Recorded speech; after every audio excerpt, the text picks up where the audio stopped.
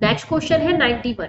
Public speaking is one of the most feared form of communication. अब यहां देखिए ना, सबसे पहले public speaking is one of, मैंने आपको क्या बताया था, वन ऑफ आ जाए, ईच ऑफ आ जाए, एवरी वन ऑफ आ जाए, या फिर ईदर ऑफ आ जाए, नीदर ऑफ आ जाए, नीदर या नाइदर ऑफ आ जाए, तो आने वाला जो भी आपका नाउन होगा वो हमेशा कैसा होगा, बहुवचन मतलब प्लूरल होगा।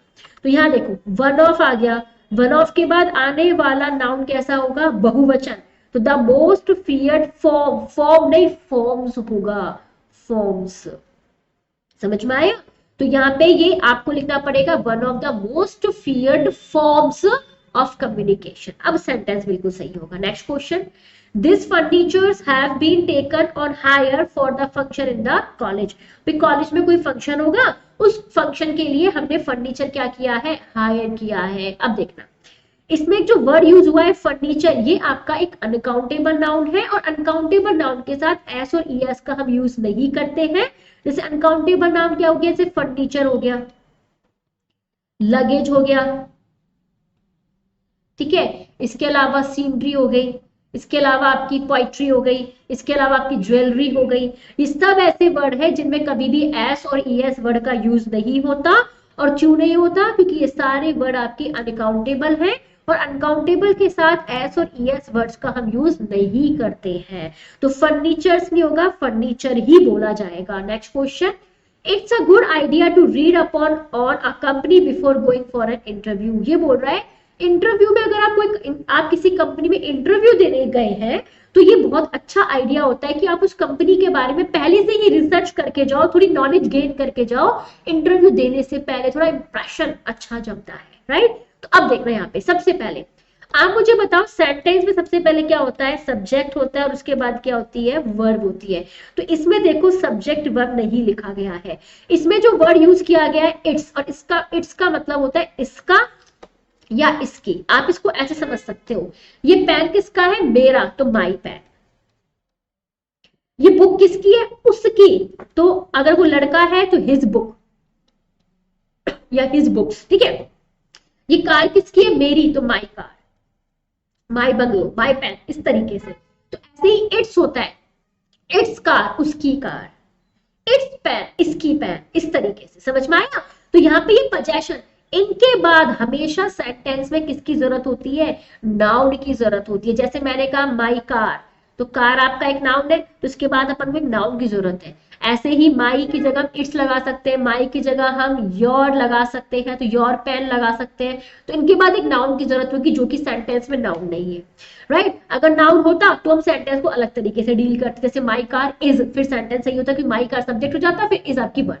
लेकिन यहाँ पे देखो सब्जेक्ट वर्ब नहीं है, यहाँ पे सब्जेक्ट वर्ब को लिखना पड़ेगा। तो इट्स को लिखने का अपन दूसरा तरीका दे देंगे ताकि सब्जेक्ट एंड वर्ब निकले। तो इट्स को लिखने का तरीका है इट इज, या फिर आप इसको लिखे इट्स। तो इसका मतलब तो होता है इसका या फिर इसकी, जो कि एक पॉजेसिव केस होता है। लेकिन ये वाले जो वर्ड है इसमें ये होता है आपका सब्जेक्ट, और ये होते हैं आपके वर्ब्स। तो इट इज बोल दो या इट्स बोल दो, बात सेम है। तो यहाँ पे जो इट्स लिखा है ये गलत तरीके से लिखा है, आपको इट्स को इस तरीके से लिखना था या फिर इस तरीके से लिखना था, तो दोनों सेंटेंस सही होते। अगर ऐसे लिखोगे तो लिखोगे इट्स अ गुड आइडिया, यह बहुत अच्छा आइडिया है, या it is a good idea, दोनों का मतलब सेम है, आप कोई सा भी यूज कर सकते हैं। इसको लिखेंगे तो एपोस्ट्रोफी लगाना, इसको लिखेंगे तो एपोस्ट्रोफी की जरूरत नहीं, अलग से आप वर्ब लिखेंगे। बट ये लिखना गलत होगा, साफ साफ पता लग रहा है इसके बाद मुझे नाउन की जरूरत है, जबकि नाउन नहीं है, यहाँ पे एक आर्टिकल दिया गया, तो एरर तो है। Next question, they had to wait for the luggages to be put into the cab before they themselves got into it. अब देखो, they had to wait for the luggages, उन्हें अपने सामान के लिए क्या करनी पड़ेगी, प्रतीक्षा करनी पड़ी थी। had to wait, उन्हें करना ही पड़ा था ये कार्य, चाहे वो नहीं चाह रहा उस कार्य को करना, लेकिन तब आपको उस कार्य को करने के लिए फोर्स किया जाए या मजबूर हो जाए तो हम had to, has to, have to का यूज करते हैं। तो they had to wait for the luggages. और मैंने अभी आपको बताया था लगेज आपका एक अनकाउंटेबल नाउन होता है, और अनकाउंटेबल नाउन के साथ कभी भी एस और ईएस वर्ड्स के हम यूज नहीं करते हैं। तो आप यहाँ पे लिखोगे या तो लगेज, या फिर आप यहाँ पे लगेजेस नहीं लिख सकते। उसी तरीके से फर्नीचर, उसी तरीके से ज्वेलरी, पोइट्री लिखना सही होता है, लेकिन एस और यस वर्ड का हम यूज इनके साथ नहीं करते, जैसे इस क्वेश्चन में करवाया था। Next question, this coffee is not available in any of the shop in the neighbourhood market. ये बोल रहा है ये जो कॉफी है ये अवेलेबल है ही नहीं किसी भी शॉप में। आप आसपास का मार्केट छान लो, बगल का छान लो, कहीं छान लो, लेकिन इस तरीके की कॉफी ना आपने कभी पी ना कभी पियोगे, क्योंकि है ही नहीं यहाँ पे। तो अब यहाँ देखो मैंने आपको बताया था वन ऑफ हो गया, ईच ऑफ हो गया, एवरीवन ऑफ हो गया, ईदर ऑफ हो गया। ऐसे अगर वर्ड आए तो इनके बाद आने वाला जो नाउन है वो कैसा आता है, प्लूरल।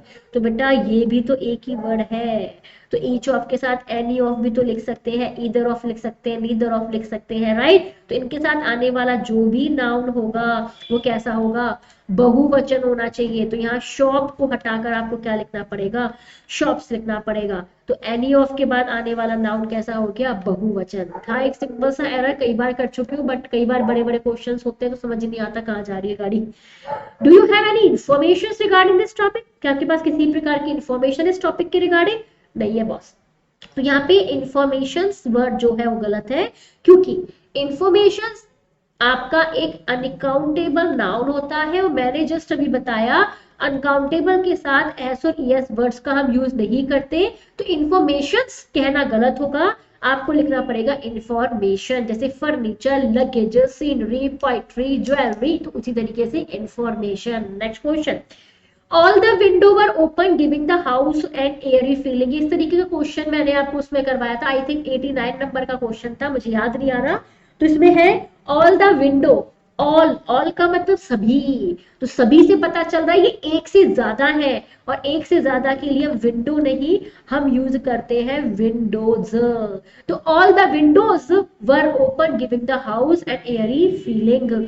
सारे विंडो ओपन थे उस घर के, ताकि हमें एक अच्छी वाली वो हवा महल वाली फीलिंग आ जाए, राइट। तो वर्ब पता लग रहा है बहुवचन सब्जेक्ट है, ऑल से भी पता लग रहा है, इसलिए विंडो का विंडोज करना पड़ेगा। Next question, the government employees went doors to doors in a place to fetch some data. इसको करने के लिए पहले आप यहाँ देखिएगा, मैं यहाँ पे क्वेश्चन कराती हूँ। अगर सेंटेंस में कोई प्रीपोजिशन आए, प्रेपोजिशन जैसे ऑन आ जाए, टू आ जाए, ऑफ हो जाए, या फिर आफ्टर हो जाए, या फिर बिफोर हो जाए, कोई भी ऐसा, कोई भी और भी प्रेपोजिशन, तो प्रेपोजिशन के पहले एक नाउन आएगा, प्रेपोजिशन के बाद भी एक नाउन आएगा, और ये दोनों के दोनों नाउन बिल्कुल सेम टू सेम होंगे। मतलब अगर यहाँ पे विलेज है तो यहाँ भी विलेज ही होना चाहिए, अगर यहाँ पे वुमन है तो यहाँ पे भी वुमन होना चाहिए, अगर यहाँ पे मैन है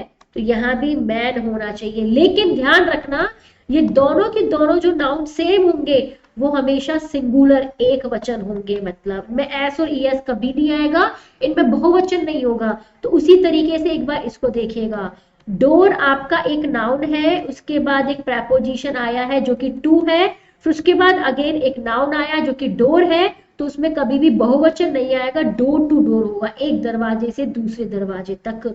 जो गवर्नमेंट एम्प्लॉइज थे वो दर दर इस विलेज के हर घर हर दरवाजे पे गए थे, मतलब डोर टू डोर गए थे। डोर टू डोर मार्केटिंग होती है ना, एक दरवाजे से दूसरे दरवाजे पे, तीसरा दरवाजा, हर दरवाजे की तरह, तो door to door. Next question, this table is made of woods. देखो ये टेबल किसकी बनी है, लकड़ी की, तो लकड़ी की इंग्लिश होती है वुड, लेकिन जो वर्ड इन्होंने यूज किया है वुड्स, इसका मतलब होता है जंगल।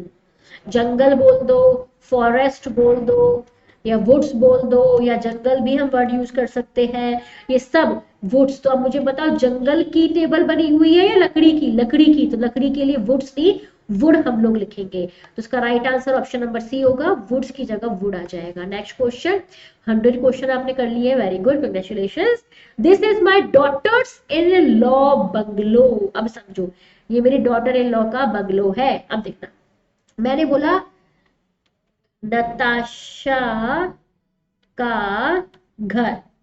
तो आप इसको कैसे लिखोगे, आप लिखोगे नताशाज, नताशा काके की के लिए एपोस्ट्रोफी एस और घर,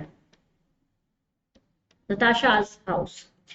सेम उसी तरीके से यहाँ पे जो अब ये जो घर है ये मेरा नहीं, ये किसका है, डॉटर इन लॉ का। तो यहाँ पे लिखो डॉटर इन लॉ का घर। तो कैसे लिखोगे, डॉटर इन लॉ, काके के लिए एपोस्ट्रोफी एस, तो घर के लिए मैंने क्या लिख दिया, हाउस। तो इन्होंने जो एपोस्ट्रोफी एस लगाया है वो गलत जगह लगाया है, इन्हें यहाँ एपोस्ट्रोफी एस लगाना चाहिए था।